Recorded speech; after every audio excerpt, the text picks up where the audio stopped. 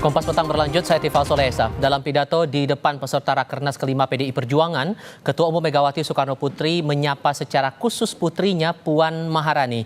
Megawati lalu bergurau soal tukar posisi ke Puan untuk menjadi Ketua Umum PDI Perjuangan. Ibu Megawati Soekarno Putri.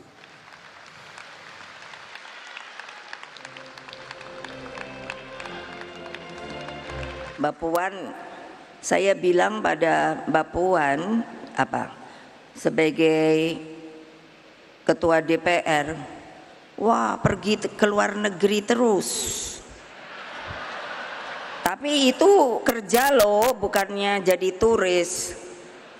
Jadi saya kalau beliau pamit kemarin ikut di Bali, lalu kapan itu ke Meksiko. Jadi terus saya bilang gantianlah sama saya deh yang jadi anggota ketua DPR, kamu yang jadi ketua umum.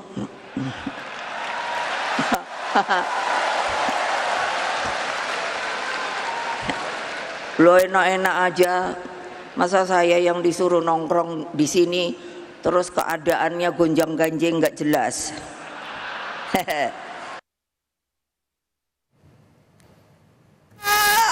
Berbeda dengan Presiden Joko Widodo yang tidak hadir karena tidak diundang, sejumlah Menteri Kabinet Pemerintahan hadir ke Rakernas PDI Perjuangan di Ancol, Jakarta Utara. Ketua Umum PDI Perjuangan Megawati Soekarno Putri menyebut satu persatu nama menteri yang hadir, yakni Menparekraf Sandiaga Uno dan menteri dari PDI Perjuangan seperti Menteri Koperasi dan UKM Teten Mas Duki, lalu Sekretaris Kabinet Pramono Anung, kemudian Menteri Sosial Tri Risma Harini, lalu Menteri Pemberdayaan Perempuan dan Perlindungan Anak Bintang Puspayoga, nama lainnya Menpan RB Abdullah Azwar Anas dan Menteri Hukum dan HAM Yasona Lauli.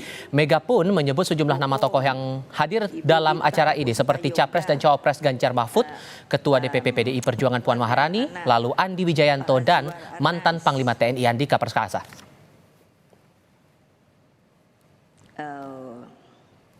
Pan RB Hasto. Ketua Steering Komite Rakernas kelima PDI Perjuangan Jarod Saiful Hidayat membeberkan alasan Presiden Joko Widodo dan Wakil Presiden terpilih Gibran Rakabuming Raka tidak diundang ke Rakernas di Ancol hari ini. Kata Jarod, karena melanggar ADART partai sekaligus melanggar konstitusi, maka keduanya bukan lagi bagian dari PDI Perjuangan.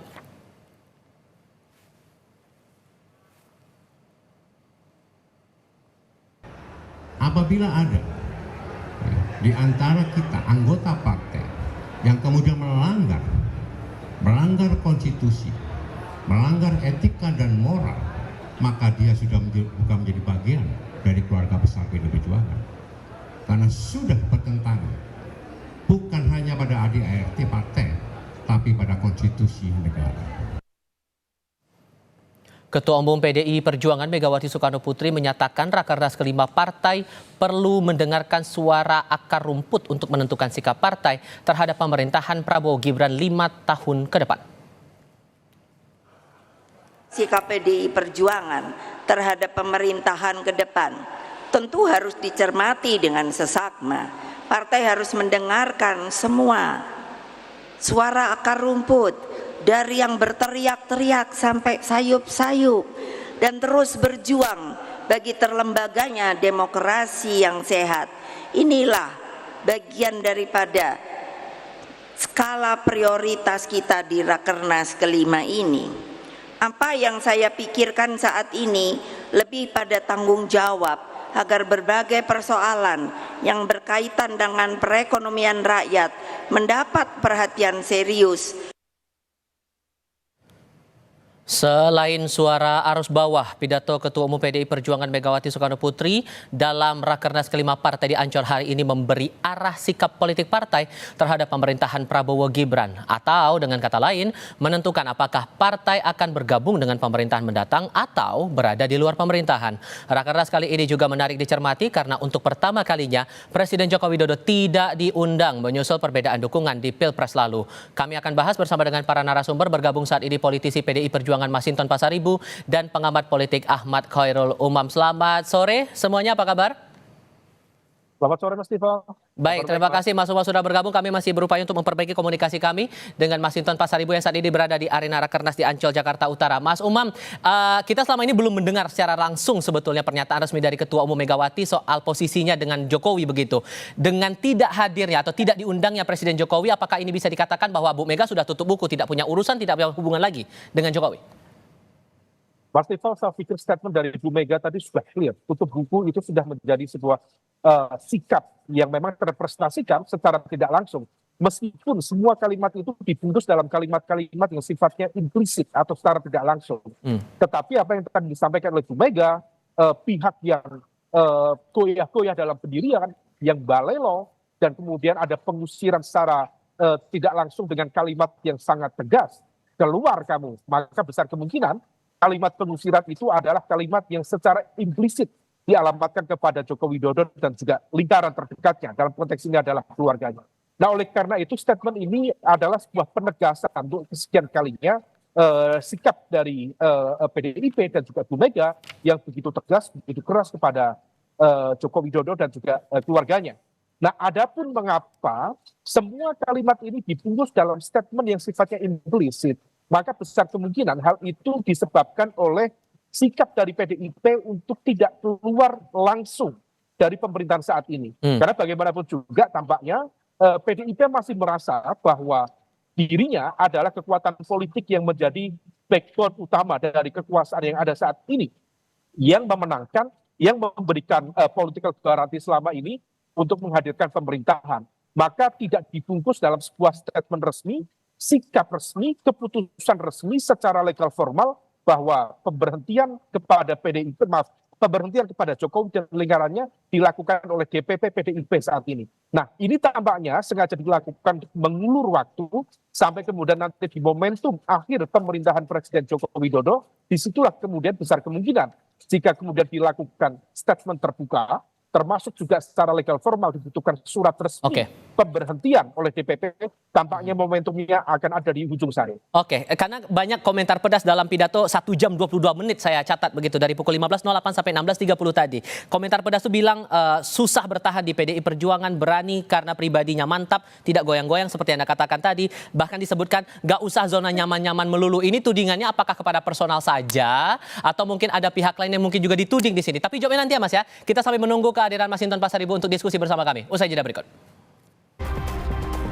Pengamat politik Ahmad Khairul Umam masih bergabung bersama kami lewat sambungan dalam jaringan. Sementara untuk saat ini baru saja bergabung lewat sambungan satelit politisi dari PDI Perjuangan Mas Hinton Pasaribu. Bang Mas Hinton, selamat sore dengan Tifal di studio.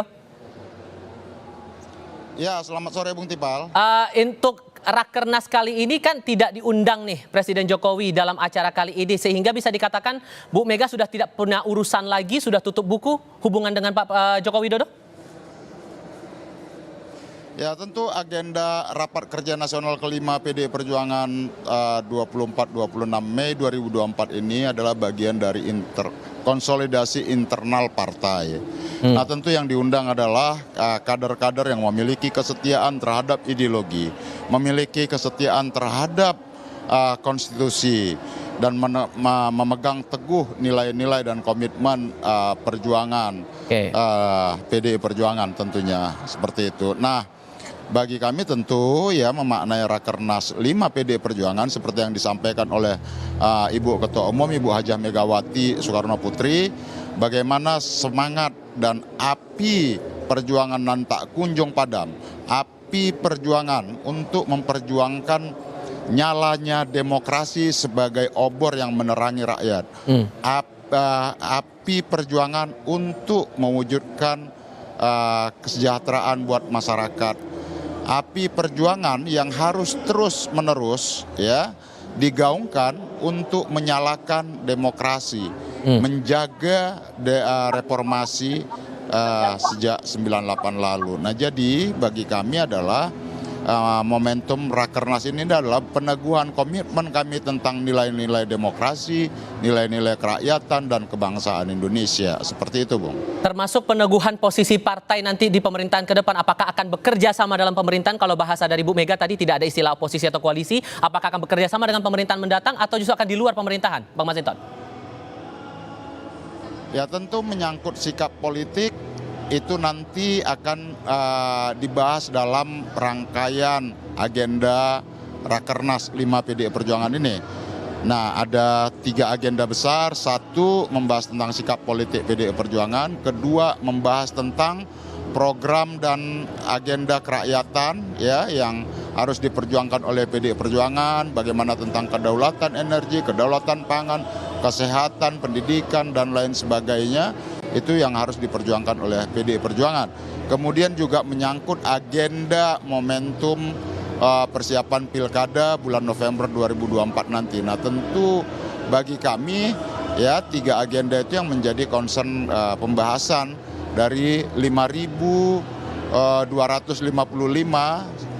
kader dari berbagai penjuru Indonesia ya, pengurus DPP, DPD, kemudian pengurus DPC dan juga praksi PDI Perjuangan di berbagai level DPR RI, DPRD provinsi dan juga DPRD kabupaten kota seluruh Indonesia. Tadi dalam pidato Bu Mega juga sempat berkelakar gantianlah ke Mbak Puan untuk jadi ketua umum PDI Perjuangan. Jangan-jangan ada pembahasan juga nih soal regenerasi ketua umum di Rakernas kali ini. Gimana tuh Bang? Betul nggak? Ya itu sebagai joke beliau lah ya.